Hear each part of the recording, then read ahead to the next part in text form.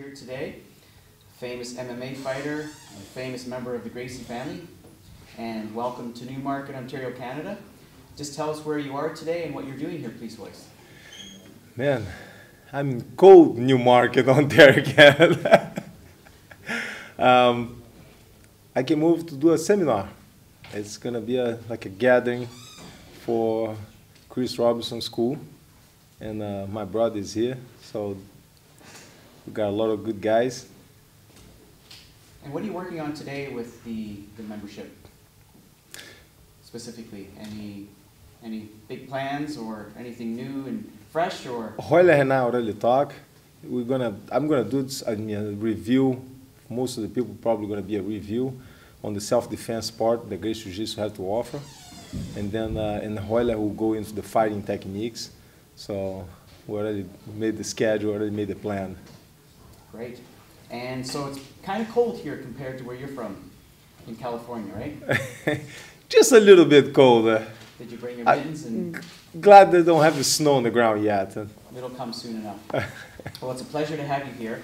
And I wanted to ask you a little bit about your sons, right? Because they're the next generation coming up. What can you tell me about your sons? I think you have 3 sons, don't you? 3 boys and a girl. Oh, you have 3 boys and a girl. And tell us a little bit about what they're doing in their lives. My 14 and my 13 years old, the 2 old ones, they just this year start teaching at one of my black belt school over in Lomita by Torrance. He just opened up a school. It's like 5 minutes from my house, so they start teaching the kids class over there. Before that, we used to train at home. Rodrigo comes over, Royler comes over, teach them at the house. And then, but now we're doing at home. I mean, we're doing at the Lomita school. They're teaching over there. It's awesome to see the kids at that age already knowing how to teach. It's like they're already born with that gift. And the 2 young ones, the 9 and the 6, they participate in the class. They take the class. So you have a 9 and a 6-year-old, and what are the other ages? 13 and 14. 13 and 14. Wow, good for you. And what are your fondest memories growing up? Aside from jiu-jitsu, what else did you do as a child growing up? I think you surfed a little bit, didn't you? No, I left that for Royler and Hickson, and they surf. Man, beach, growing up at the beach, that was the best thing. Always, every weekend, we gotta go to the beach. Professional girl watcher? Yeah. And if we didn't go to the beach on the weekends, we would go to the farm, horseback riding, swim on the pond, the lake that my father had on the farm over there. So we had good of the both worlds, growing up on the farm and growing up on the beach. Did you have to do any of the farm chores? Oh yes, always, man. My father's over there and always building something, planting something, so we always had to help him out. And what was the thing you despised the most or didn't like the most? None of those. None. You didn't like any of it? No, I didn't despise anything, you didn't man. Despise any of it? I don't mind. Everything was good, man. Oh, good. Will we ever see you fight again? I know there was talk about you fighting in UFC Brazil. I was talking to them about maybe fighting this year, but since our offer didn't come, nah, I'm done. You're not going to shoot for the next UFC Brazil? Nah. That's it, huh? Is there anyone that you wished you had an opportunity to fight back in the day, that you really wanted to fight, but it just didn't happen? There was Mike Tyson. Mike Tyson. Mike Tyson. The offer was made, wasn't it? It was made, and I heard that he accepted, but his lawyers, his manager, they didn't accept him. They wouldn't let him fight. The boxing commission wouldn't let him fight. It would be too much of a blow in the boxing, so. How long would that fight last, do you think? There's only one way to find out. It would have been a quick submission, right? Is that your prediction? There's only one way to find out. Was that a challenge? Or a quick knockout, man.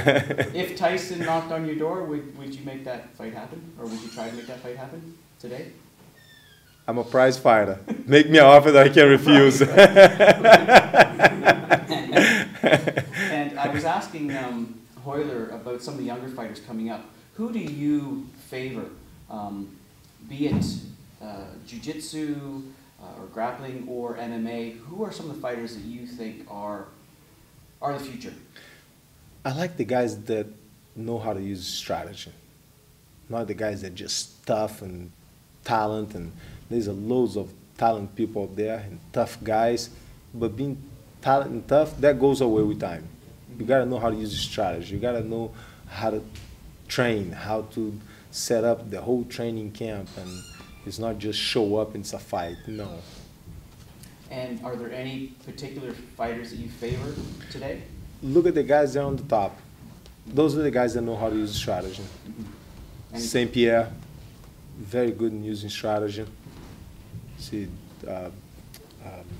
Anderson Silva, Lyoto Machida, they're all very big on strategy. Any predictions for tonight's fight? Man, I don't do, if I had that crystal ball, I would be playing the lotto. I don't do predictions, man. Anything can happen. Nobody's punch proof. Exactly.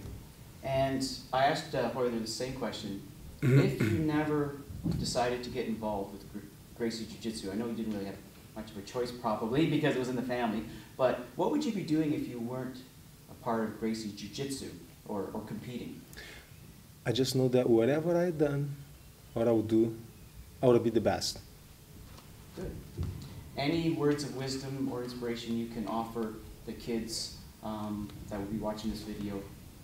And I know you're going to be teaching a lot of things today, but what would you like the kids to go home with? What's the most important thing? Practice. Practice. They got to get up and do it. Have discipline to get up and do it.